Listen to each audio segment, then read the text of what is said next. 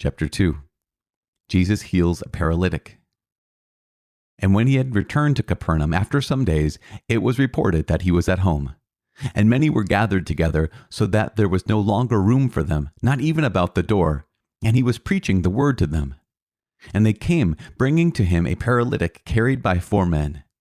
And when they could not get near him because of the crowd, they removed the roof above him. And when they had made an opening, they let down the pallet on which the paralytic lay. And when Jesus saw their faith, he said to the paralytic, "Child, your sins are forgiven." Now some of the scribes were sitting there, questioning in their hearts, "Why does this man speak like this? It is blasphemy. Who can forgive sins but God alone?" And immediately Jesus, perceiving in his spirit that they questioned like this within themselves, said to them, "Why do you question like this in your hearts? Which is easier, to say to the paralytic, 'Your sins are forgiven,' or to say, 'Rise, take up your pallet and walk'?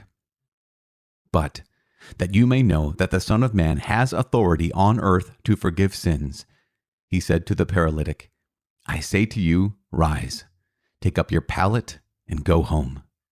And he rose and immediately took up the pallet and went out before them all, so that they were all amazed and glorified God, saying, "We never saw anything like this."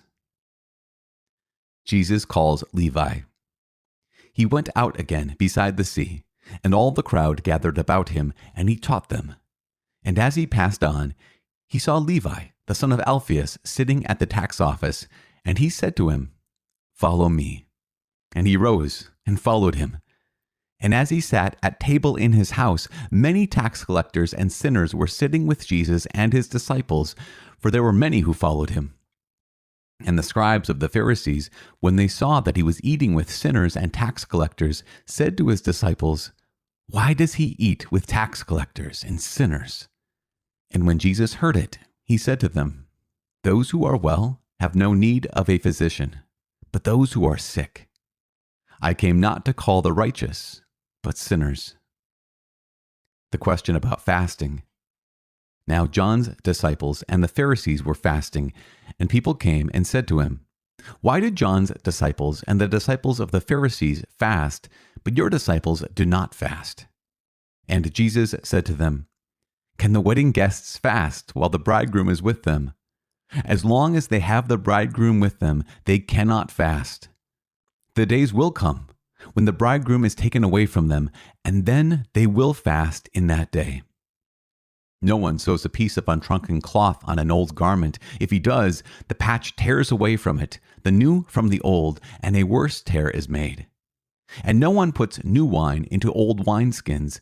If he does, the wine will burst the skins, and the wine is lost, and so are the skins. But new wine is for fresh skins."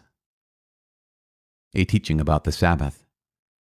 One Sabbath, as he was going through the grain fields, and as they made their way, his disciples began to pluck heads of grain. And the Pharisees said to him, "Look, why are they doing what is not lawful on the Sabbath?" And he said to them, "Have you never read what David did when he was in need and was hungry, he and those who were with him? How he entered the house of God when Abiathar was high priest, and ate the showbread, which it is not lawful for any but the priests to eat, and also gave it to those who were with him." And he said to them, "The Sabbath was made for man, not man for the Sabbath. So the Son of Man is Lord even of the Sabbath."